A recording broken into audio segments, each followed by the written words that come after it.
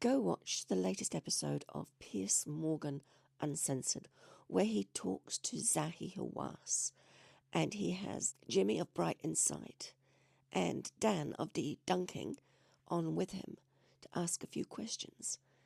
The whole episode is crazy. I'm only going to talk about a couple of things from this episode, so you're going to need to go and watch the whole thing yourself to get a full rundown of what's going on there, but it's fabulous. So let's start talking just on a couple of these points. This conspiracy theory that you do have is wrong completely. We do not hide anything. If the Egyptian, listen, if we do have any evidence that pyramids are back 15,000 years old, what's wrong with this? We'll announce this. We are not against anything, but what I am saying, we are not hiding anything.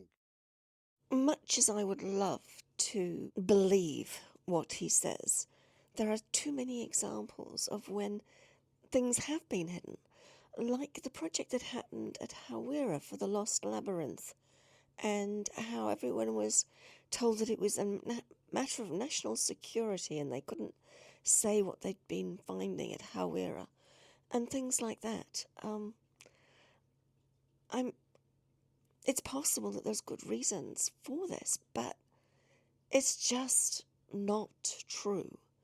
They do hide things, and of this I'm absolutely convinced. And when I was in Luxor, I drove past this massive, massive building, and I said to the taxi driver, "What's that?" And he said, "Oh, that's the storage of all the antiquities." And it was just kept going on and on and on. And I thought to myself, oh, I'd love to get in there and look around and see what's in there. But they may not call it hide. They may call it protect. And to some extent, yes, I think protecting things is very important.